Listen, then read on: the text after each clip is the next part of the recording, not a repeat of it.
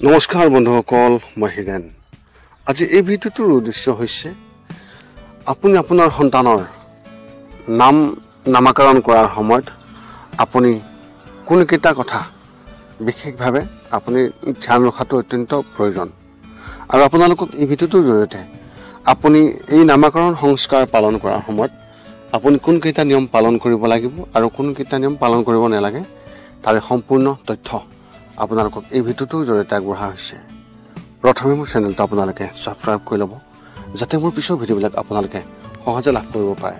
লগতে মোৰ ভিডিঅ' যদি ভাল লাগে তেন্তে লাইক আৰু শ্বেয়াৰ কৰিব, কমেণ্ট কৰি আপোনালোকৰ মনৰ ভাৱ প্ৰকাশ কৰিব। এতিয়া আহোঁ মূল বিষয়লৈ। নামাকৰণ সংস্কাৰ কেতিয়া কৰিব লাগে আৰু কেতিয়া কৰিব নালাগে। সন্তানৰ নাম ৰখাৰ সময়ত আপুনি এই 8টা নিয়ম আপুনি পালন কৰাটো অত্যন্ত প্ৰয়োজন আৰু আপুনি মনত ৰখাটো অত্যন্ত প্ৰয়োজন। হিন্দু ধৰ্মৰ এই 16টা সংস্কাৰৰ ভিতৰত নামাকৰণ সংস্কাৰৰ বিশেষ গুৰুত্ব আছে। জ্যোতিষতো এই নামকৰণ সংস্কাৰৰো বিশেষ গুৰুত্বৰ কথা উল্লেখ কৰা হৈছে। হিন্দু পৰম্পৰাত ৰাশি অনুসৰি নাম ৰখাটো অতি প্ৰয়োজন। নামাকৰণ এই যি সংস্কাৰ, আপুনি এই সংস্কাৰ কেতিয়া কৰিব লাগে আৰু কেতিয়া কৰা নহয়, নামটো কি হ'ব লাগে আৰু কি হ'ব নালাগে, সেই বিষয়েও হিন্দু শাস্ত্ৰত বিতংভাৱে ব্যাখ্যা কৰা হৈছে। নামাকৰণ সংস্কাৰৰ সৈতে জড়িত কিছুমান বিশেষ কথা আপুনি জনাটো অত্যন্তই প্ৰয়োজন।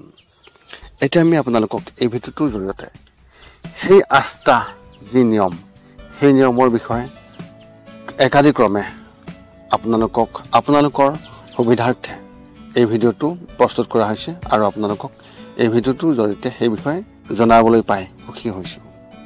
এই নামাকৰণ সংস্কাৰৰ তাৰিখ চতুৰ্দশী, অষ্টমী আৰু অমাৱস্যা লগতে পূৰ্ণিমা আদিত এই নামাকৰণ কৰিব নালাগে। ৰিক্ত তিথি, চতুৰ্থী, নৱমী, চতুৰ্দশী এই তাৰিখত নামাকৰণ কৰিব নালাগে।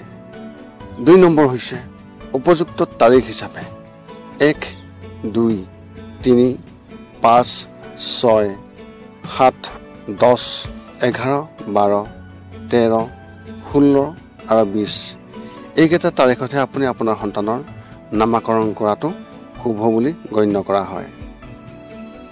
3 নম্বৰ চন্দ্ৰ, বুধ, বৃহস্পতি আৰু শুক্ৰৰ শুভ গ্ৰহৰ আক্ৰমণৰ সময়ত কৰিব লাগে।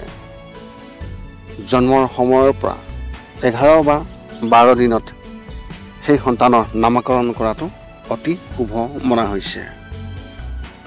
4 নম্বৰ সন্তানৰ নাম গোত্ৰৰ দেৱতাৰ নামেৰে হ'ব লাগে।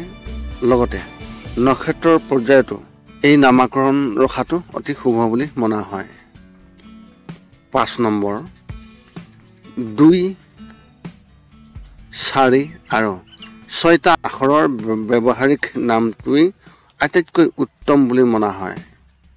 খ্যাতি আৰু প্ৰতিপত্তিৰ কামনা কৰা ব্যক্তিৰ বাবে 2 বৰ্ণৰ নাম অতি শুভ মনা হয়। 6 নম্বৰ হৈছে ল'ৰাৰ নামত অদ্ভুত আখৰ যেনে 3, 5, 7 এনেধৰণৰ সংখ্যাৰ আখৰ থাকিব নালাগে। ছোৱালীৰ নামত অদ্ভুত আখৰ হিচাপে 3, 5 এই সংখ্যাত নাম আৰু কোমল, সুৰীয়া, মনোমোহা, শুভ আৰু ধৰ্মীয় হোৱাটো অতি শুভ মনা হয়। 7 নম্বৰ হৈছে নক্ষত্ৰ, নদী, গছ, চৰাই, সাপ, আত্মীয় বা কোনো ভয়ংকৰ নাম থাকিব নালাগে। সদশেষত 8 নম্বৰ হৈছে আপোনাৰ পৰিয়ালত কোৱা নামটো কোমল, মিঠা আৰু সুৰীয়া, লগতে ইচ্ছা অনুসৰি ৰখাটোৱেই উত্তম বুলি কোৱা হয়। এই আছিল আজি এই ভিডিঅ'টোৰ সম্পূৰ্ণ তথ্য, যিটো তথ্য আপোনালোকে জনাটো অত্যন্ত প্ৰয়োজন বোধ কৰোঁ। আৰু আমি এই বিষয়ে জনাটো অত্যন্ত প্ৰয়োজন। পুনৰ লগ পাম অন্য এটা ভিডিঅ'ত। আজিলৈ ধন্যবাদ।